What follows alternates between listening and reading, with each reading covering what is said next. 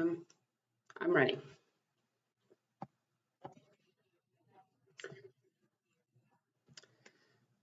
When I was in middle school and high school, I played several sports.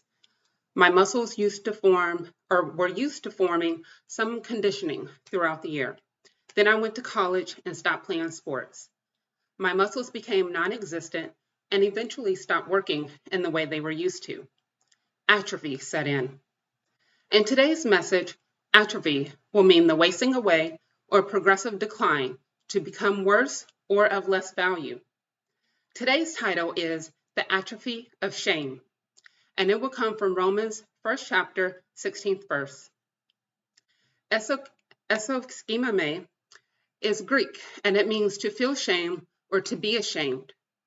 For Christians, shame is the fear of human ridicule and conduct denying the eschatological and universal authority of Christ. Shame is where atrophy needs to set in. As muscles weaken when you're no longer conditioning them, shame can be weakened when we do condition ourselves to share the gospel. What is our workout plan to weaken shame in our life? There are 3 exercises we can do daily: acknowledge, articulate, accept. First exercise is acknowledge. Acknowledge what's hidden in plain sight. Whosoever is ashamed of me, I will be ashamed of him before my Father. That's Mark 8:38. Everyone that believeth, we must condition ourselves to acknowledge that Jesus Christ is Lord from the moment we wake up in our private time, so it will eventually spill over to our public life. Yesterday at work, one of the teachers said she heard an ad for a Hebrew-Greek translation of the Bible, and I was the first person she thought about. That is my private time spilling over into my public life. 1 Corinthians chapter 1, verse 23. To the Jews a stumbling block, and to the Greeks foolishness. If we think our faith foolish, how can we expect to bring others to Christ? If we expect others to come to Christ, that means we have to articulate that. And that brings us to our second exercise, articulate. But the silence in the echo chamber is deafening. We must speak up shamelessly, sharing who God is and what God has done for us. However, these are ways we are articulating our shame. Romans chapter 1, verse 21. Did not honor God and became vain in thinking. That's through our actions, our behavior, our thoughts, our words. Then we go to Genesis 2:25, the first act of shame. Both Adam and Eve was naked and felt ashamed and embarrassed because they did something they were not supposed to do. 1 Corinthians chapter 1, verse 27. God, for his purpose, has chosen foolish things to shame the wise and weak things to shame the strong. God is using our false idols to shame us because we are articulating our shame of God when we have false idols that are above him. Philippians 3:19, whose glory is their shame? When we make ourselves and our presence bigger than God in our life, we are articulating our shame of God. All of these ways leads to destruction. I was doing some studying, and for those of us who are engaged or involved in church or ministry leaders, we articulate our shame in a different way. We hide and conceal the gospel. We have abilities to preach but don't. We do preach but not the gospel.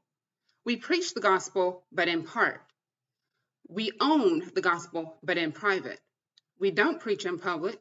We use ambiguous words of doubtful significance to cover ourselves. We blend the gospel with our own inventions. We seek to please men. We live upon popular applause. We regard our own interests, not Christ, and we can't bear reproach of his gospel. When we articulate our shame in those ways, we condition ourselves to not accept the power of God. So we need to condition ourselves to speak up shamelessly about who God is and what God has done. And this brings us to our last exercise, accept. Accept the power of God. Salvation is the efficacious or mighty plan by which power goes forth to save and by which all obstacles of man's redemption are taken away. In the Roman Empire, to be crucified was a shameful and disgraceful way to die, yet Jesus took on that shame to free us so we can accept the power of God that gives way to salvation. In Hebrews 2:11, Jesus is not ashamed to call us brethren. In Hebrews 12:2, Jesus disregarded the shame and was crucified. If Jesus was willing to disregard the shame so that he could call us brethren, why can't we accept the power of God? The power of God not only saves sinners, but gives victory to saints who share it. When we work out, victory looks like losing weight, gaining muscle, faster run time. But victory for saints is bringing more souls to the kingdom of heaven. In conclusion, to weaken shame, to give way to atrophy to set in, we must condition ourselves with these 3 exercises. When we acknowledge what's hidden in plain sight, we immediately will acknowledge Jesus as Christ. To articulate is not to be silent in the echo chamber, but to leave that and speak shamelessly about who God is and what God has done for you. Ending our workout by accepting the power of God will strengthen us for the days we have to bear our own cross. And as the musicians come, the doors of the church are open.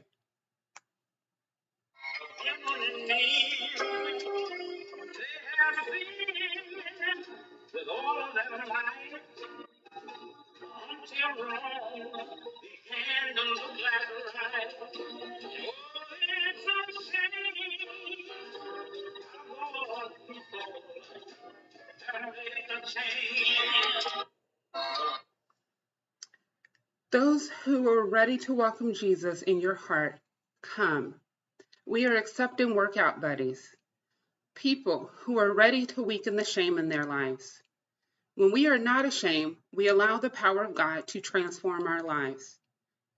And through that power, we gain salvation. But we can't accept salvation if we're too afraid to let go of shame.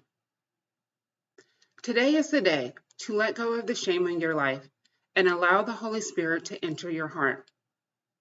Like the song said, don't let shame change you. It's time you condition yourself to weaken the shame in your life.